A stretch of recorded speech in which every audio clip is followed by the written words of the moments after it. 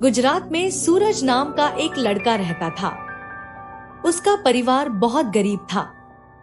उसके माता पिता अपने गांव के छोटे से खेत में सुबह से शाम तक कड़ी मेहनत करते थे। फिर भी वे मुश्किल से अपने बच्चों को खिलाने के लिए पर्याप्त भोजन जुटा पाते थे। सूरज के दो बड़े भाई और एक बहन थी जो छोटी थी। क्योंकि सूरज को अपने माता पिता को इतनी मेहनत करते हुए देखकर दुख होता था और उसके भाई बहन हर समय भूखे रहते थे, इसलिए सूरज ने कुछ पैसे कमाने के लिए शहर जाने का अपना मन बनाया, क्योंकि वह अपने परिवार की मदद करना चाहता था। बड़े भाई कपास बीनने में माता पिता की मदद करते थे और बहन अभी छोटी थी, इसलिए बीच के सूरज ने ही अपने परिवार की मदद करने का फैसला किया। अगली सुबह सूरज निकल पड़ा। उसकी माँ ने उसे गले लगाया और उसे सूप बनाने के लिए एक बर्तन और कुछ सामान दिया और कहा, देखो, तुम हमेशा सबके साथ विनम्रता से पेश आना और हमेशा उदार दिल बने रहना। फिर पिता ने लड़के को गले लगाया। उन्होंने उसे माचिस की एक डिब्बी और अन्य चीजों को ले जाने के लिए एक बोरा दिया। उन्होंने सूरज से कहा, बहादुर बनना चाहे कुछ भी हो और हमेशा ईमानदारी से काम करना। हमें तुम्हारी बहुत याद आएगी। उसके बड़े भाई और छोटी बहन ने भी सूरज को गले लगाया। मुझे भी आप सबकी बहुत याद आएगी, सूरज ने कहा। वैसे सूरज काफी दुखी था, लेकिन फिर भी चेहरे पर एक बहादुर मुस्कान के साथ वो घर छोड़कर आगे चला। जब वो शहर जाने वाली सड़क पर चला तो उसने आग जलाने के लिए लकड़ियां बीनी और उसने कुछ हरी सब्जियां और कुछ काम की जंगली चीजें भी इकट्ठी की और उन्हें अपने बोरे में डाल लिया। फिर वो खाना खाने के लिए रुका। उसने आग जलाई। वो अपने बर्तन में नदी का ताजे पानी भरकर लाया। उसने सब्जी और मसाले बर्तन में डाले और जल्द ही उसके सामने अच्छा महकदार सूप उबल रहा था। जैसे ही वो खाने के लिए तैयार हुआ, तभी एक गरीब आदमी उसके पास आया। उस आदमी ने पूछा, क्या मैं उस सूप को चख सकता हूं? जी, बिल्कुल।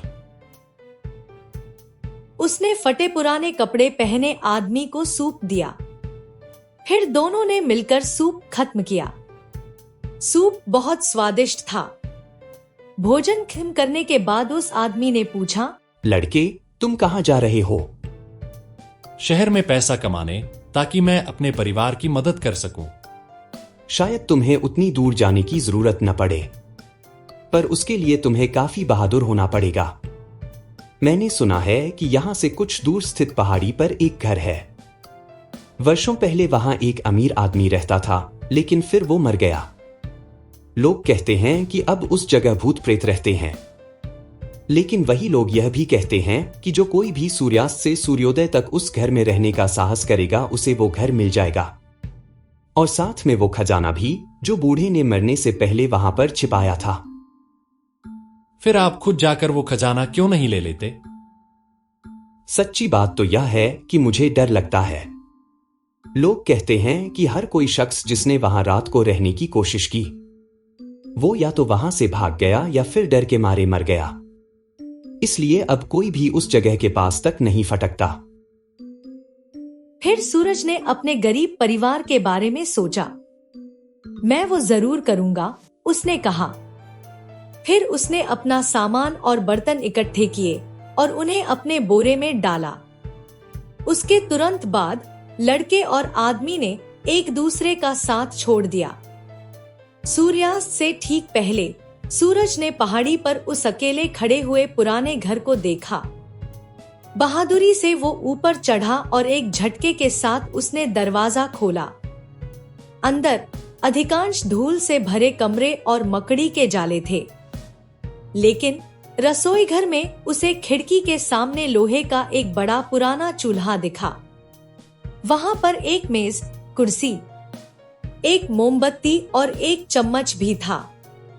लड़के ने मोमबत्ती जलाई। फिर उसने अपनी बची हुई लकड़ियों से चूल्हे में आग जलाई। वो पिछले दरवाजे के बाहर जाकर कुएं में से कुछ पानी निकाल कर लाया और उसने सूप बनाने के लिए अपने बर्तन में बची हुई सब्जियां डाली। जब सूप गर्म हो रहा था, तब एक तेज रोशनी ने अचानक परी चिमनी को भर दिया।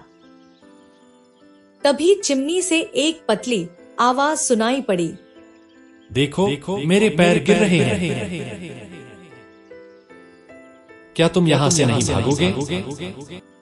फिर एक तेज आवाज के साथ एक अच्छी पतलून में लिपटी पैरों की एक जोड़ी, जो चमड़े के जूतों से शुरू होकर सोने के बकल के साथ एक बेल्ट पर समाप्त हुई, ठंडी चिमनी की राख में आकर गिर पड़ी।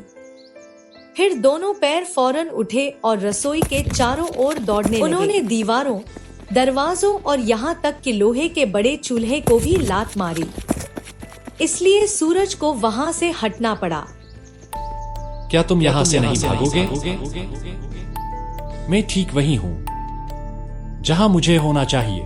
बस इतना करें कि आप मेरे सूप पर लात नहीं मारे। सूरज ने उबलते हुए सूप को हिलाते हुए कहा। जैसे ही सूरज अपने सूप को मेज पर ले जाने के लिए तैयार हुआ, चिमनी के नीचे से आवाज आई, देखो, मेरी बाहें गिर रही हैं। और फिर एक तेज आवाज के साथ एक आदमी की दो भुजाएं और मध्य चांदी के बटन वाली रेशमी कमीज पहने चिमनी में गिरी।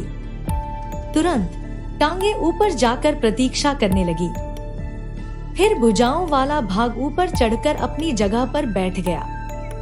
उसके बाद सिर रहित शरीर रसोई के चारों ओर लड़खड़ाया। उसने अलमारी को खड़खड़ाया और चलते समय तेज आवाज की, क्या तुम यहाँ से नहीं भागोगे? लेकिन सूरज जो मेज पर बैठा था ने अपने चम्मच को शोरबे में डुबोया और उत्तर दिया, उसकी कोई जरूरत नहीं है। बस आप सूप को धक्का न दें। जरा उधर देखो, अब मेरे बाकी हिस्से भी आ रहे हैं। फिर एक झुलसा हुआ सिर, बालों और दाढ़ी के साथ आग के लाल अंगारों की तरह धधकते आंखें, तेज आवाज के साथ चिमनी की राख में गिरा। उसी समय उस आदमी का शरीर या भूत या वो जो कुछ भी था, उसने सिर को चूल्हे से उठाया, उसे ब्रश किया और उसे अपने कंधों पर सीधा खड़ा कर दिया। अब कूल्हों पर हाथ रखते हुए आकृति ने दहाड़ते हुए कहा, अब तुम्हारा क्या कहना है? क्या आप कुछ सूप पीना चाहेंगे? वो किसी भी हालत में अपने साहस या शिष्टाचार को भूलना नहीं चाहता था। बर्तन में अभी भी थोड़ा सा सूप बचा है, और अगर आप उसे पिएंगे तो मुझे बड़ी खुशी होगी। मुझे भोजन की आवश्यकता नहीं है, पर तुम अकेले ऐसे आदमी हो जो इतने लंबे समय तक यहाँ टिके हो, जिससे कि मैं खुद को पूरी तरह तैयार कर सकूं। अब तुम मेरे पीछे पीछे आओ। उस आदमी ने अपना हाथ ऊपर उठाकर कहा। तुरंत उसकी उंगलियां मशाल की तरह जल उठीं। हालांकि आग ने उन्हें कोई नुकसान नहीं पहुंचाया। अब वो फावड़ा लेकर आओ जो कुएं के पास पड़ा है, और यदि तुम्हें हिम्मत हो तो फिर मेरे पीछे पीछे आओ। मैं जरूर आऊंगा, सूरज ने कहा। भूत छोटे लड़के को घर से दूर एक सुनसान जगह पर ले गया। एक विशाल गूलर के पेड़ के नीचे रुककर भूत ने अपने दाहिने हाथ से उसकी जड़ों के पास की जमीन की ओर इशारा किया। वहां पर खोदो, उसने आज्ञा दी। सूरज ने खोदा और खोदा, जब तक कि फावड़ा उसके फफोले वाले हाथों से गिर नहीं गया। भूत एकदम चुप रहा। उसका एक हाथ अभी भी ऊपर उठा था और चमक रहा था। उसके दूसरे हाथ की उंगली अभी भी छेद की ओर इशारा कर रही थी। थोड़ी देर आराम के बाद सूरज ने फिर से खुदाई शुरू की। जल्द ही फावड़े की नोक किसी सख्त चीज से टकराई। उसे मिट्टी से ढके हुए एक बड़ा मिट्टी के बर्तन दिखाई दिया। जब उसने ढक्कन उठाया तो उसे सूर्योदय की पहली चमक में सोने और चांदी के सिक्के चमकते हुए दिखाई दिए। मेरे आधे पैसे गरीबों में बांट दे, ताकि मेरी आत्मा को शांति मिले। और फिर उसके पैर ओझल हो गए। और बाकी आधे पैसे अपने पास रख लेना। फिर उसकी भुजाएं, मध्य और उसकी गर्दन भी गायब हो गई। तुम एक अच्छे और बहादुर लड़के हो। तैरते सिर ने पलके झपकते हुए हाथ जोड़ा। क्योंकि तुमने मुझे आजाद किया, उसके लिए तुम्हारा बहुत बहुत धन्यवाद। आप, सूरज ने कुछ कहना चाहा, लेकिन इससे पहले कि वो कुछ कह पाता, उस आदमी का सिर भी गायब हो गया। सूरज से जैसा कहा गया था उसने वैसा ही किया। उसने सोने चांदी को अपने बोरे में भर लिया। घर जाते समय उसने आधा पैसा गरीब लोगों में बांट दिया।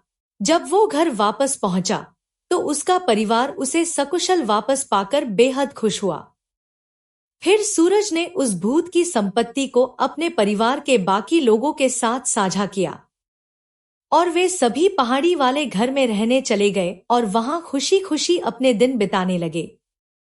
उसके बाद उस इलाके में फिर कभी कोई भूत प्रेत दिखाई नहीं दिया। तो देखा दोस्तों, कैसे एक गरीब लेकिन बहादुर, समझदार और शिष्टाचारी लड़के ने अपनी किस्मत बदल ली।